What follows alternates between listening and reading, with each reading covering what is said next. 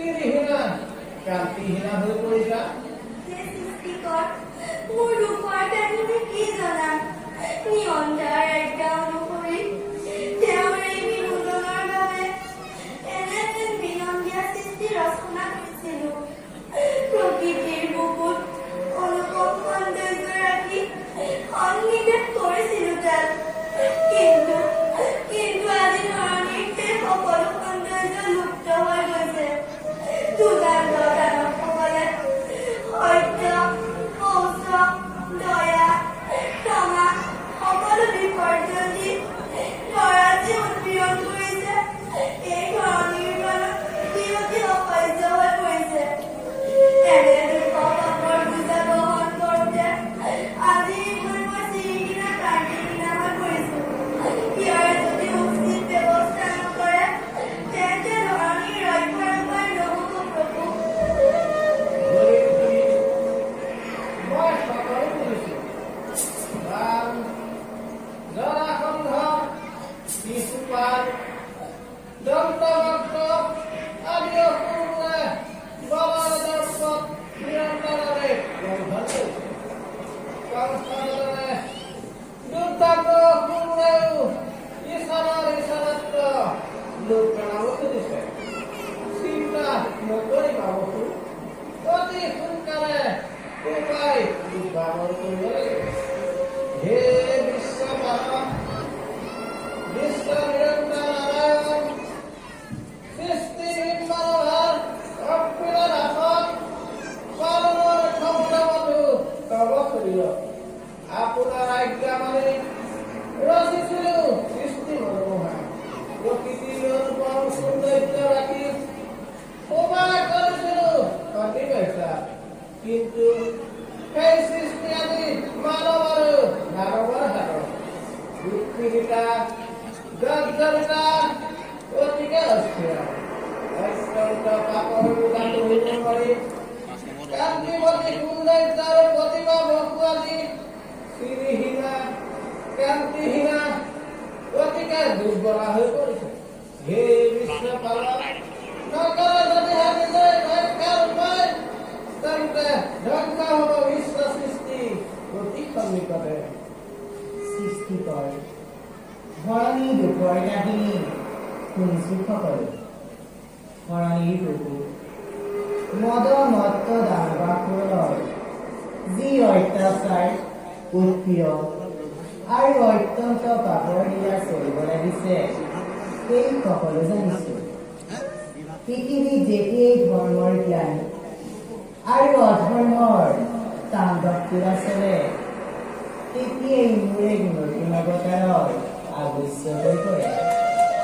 যোৱা ধৰিত্ৰীত এই দুখমোচনৰ অতি সোনকালেই উপায় কৰি সহ্য কৰা আৰু কিছুদিন ভাৰ মুক্তা হবা আছিল।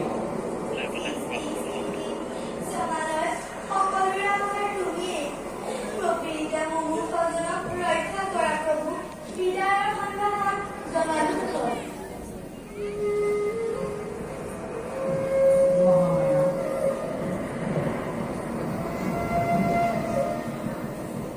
মহামায়া উপস্থিত প্ৰভু, কি কাৰ্য সাধনাৰ কাৰণে মোক আহ্বান কৰিলে? আদেশ কৰক প্ৰভু। মহামায়া পৃথিৱীৰ ধৰ্মৰ জ্ঞান, অধৰ্মৰ পীড়ন আৰু অধৰ্মৰ তাণ্ডৱ ক্ৰীড়া চলিছে। তাৰ ফলত মোৰ এই নতুন অৱতাৰৰ প্ৰয়োজন হৈ পৰিছে। ধৰণী ভাৰনাশৰ কাৰণে আমাৰ সকলোৰে ওপৰত কৰ্তব্য আহি পৰিছে। মই এইবাৰ কৃষ্ণৰূপে বসুদেৱৰ ঘৰত জন্ম ল'ম আৰু অনন্তই বলৰাম ৰূপে দৈৱকীৰ সপ্তম গৰ্ভত স্থিতি ল'ব। তুমি মায়াৰ বলেৰে সেই গৰ্ভ হৰিণী ৰোহিণীৰ গৰ্ভত স্থাপন কৰিবা আৰু নিজেই শুভমায়া ৰূপে যশোদাৰ গৰ্ভত জন্ম ল'বা।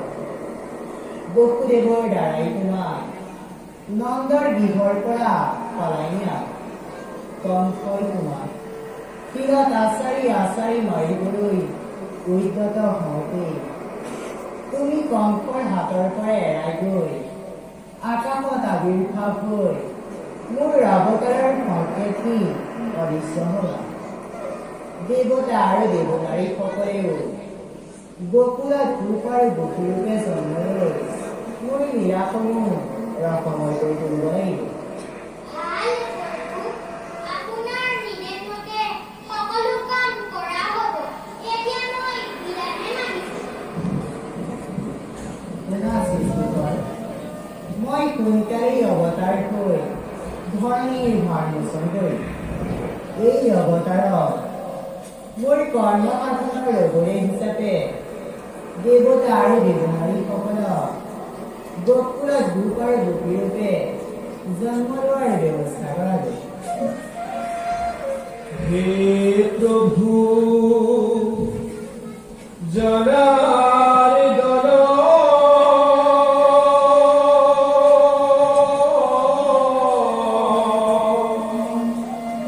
কিনো তোমাৰ লীলা,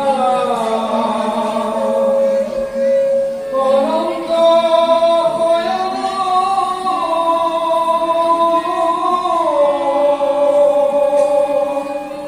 দেৱী নাৰায়ণ, যুগে যুগে হোৱা অৱতাৰ, কলি যুগে হোৱা অৱতাৰ। হে প্ৰভু জনাৰ্দন, কিনো তোমাৰ লীলা, অনন্ত শয়ন, দেৱী নাৰায়ণ, যুগে যুগে হোৱা অৱতাৰ, কলি যুগে হোৱা অৱতাৰ, কলি যুগে হোৱা অৱতাৰ। নাৰায়ণে নাৰায়ণে নাৰায়ণ। আহা নাৰায়ণ। হে প্ৰভু, তজুভিত্ত নাৰদৰ সেৱা কৰিব গ্ৰহণ। প্ৰভু, আজি নিখিল নাৰদৰ আৰু কিয় আৱশ্যক হ'ল প্ৰভু? নাৰায়ণ, প্ৰভু, আজি এটা গুৰুত্বপূৰ্ণ আলোচনাৰ বাবে তোমাৰ আৱশ্যক হৈছে। নাৰায়ণ নাৰায়ণ, যিজন সৰ্বজ্ঞ, সৰ্বব্যাপী আৰু সৰ্বশক্তিমান, তেনেস্থলত পৃথিৱীত কি এনে পৰিস্থিতিৰ উদ্ভৱ হৈছে যাৰ বাবে নিখিল নাৰদৰ হৈছে প্ৰয়োজন? নাৰায়ণ নাৰায়ণে নাৰায়ণ। নাৰায়ণ, আজি মই এনে পৰিস্থিতিৰ সন্মুখীন হৈছো যি পৰিস্থিতিৰ আলোচনাৰ বাবে পৃথিৱীৰ খবৰ একোটা নাৰদৰ আৱশ্যক। নাৰায়ণ নাৰায়ণ। কিন্তু জানাই যে পৃথিৱীত ধৰ্মৰ জ্ঞান, কৰ্তনৰ পীড়ন আৰু অধৰ্মৰ তাণ্ডৱ ক্ৰীড়া চলিছে। তাৰ ফলত মোৰে নতুন অৱতাৰৰ প্ৰয়োজন হৈছে। নাৰায়ণ নাৰায়ণ। প্ৰভু, আপুনি বিশ্বপালক, যুগে যুগে নানান অৱতাৰ ধৰি সৃষ্টি ৰক্ষা কৰি আহিছে। এইবাৰ এই নাৰদৰ যে প্ৰয়োজন হৈছে সেই কথা ভাবিহে মই বৰ আচৰিত হৈ পৰিছো প্ৰভু।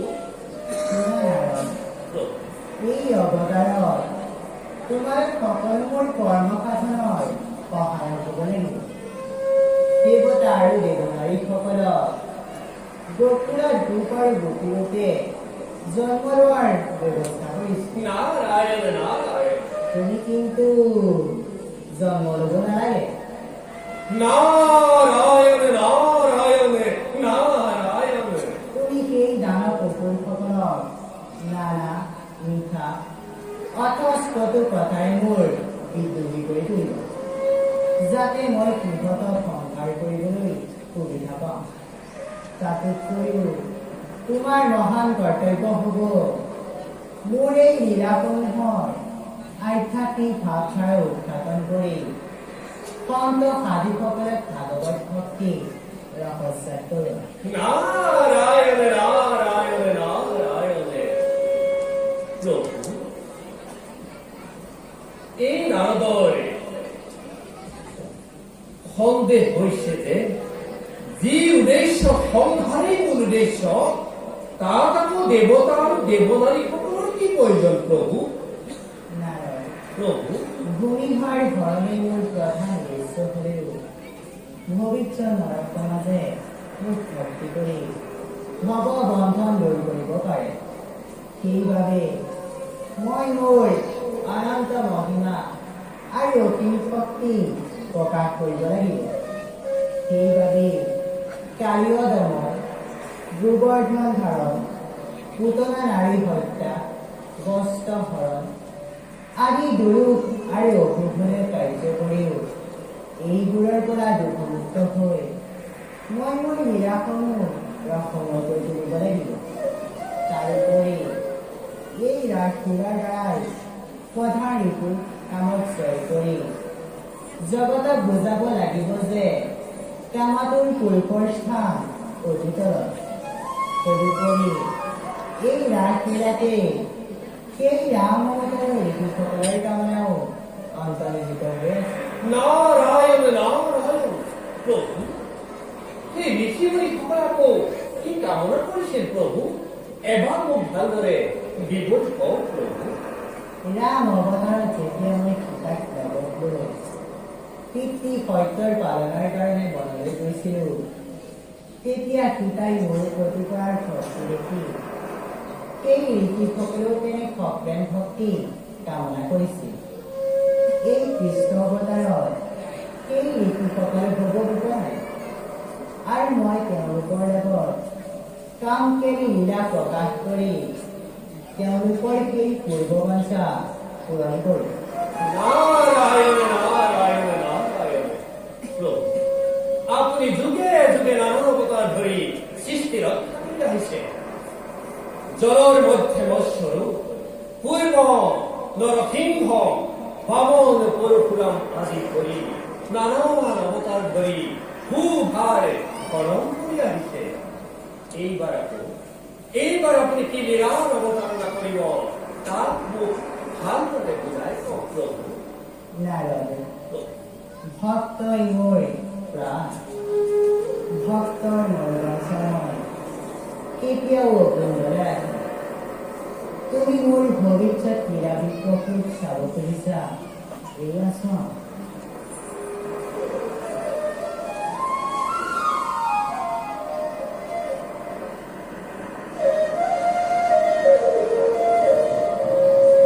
ঈশ্বৰ পৰম ব্ৰহ্ম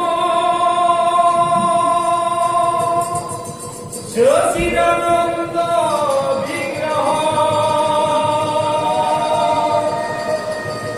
অৰাদি যুধি গোবিন্দ সৰ্বকাৰণ কাৰণ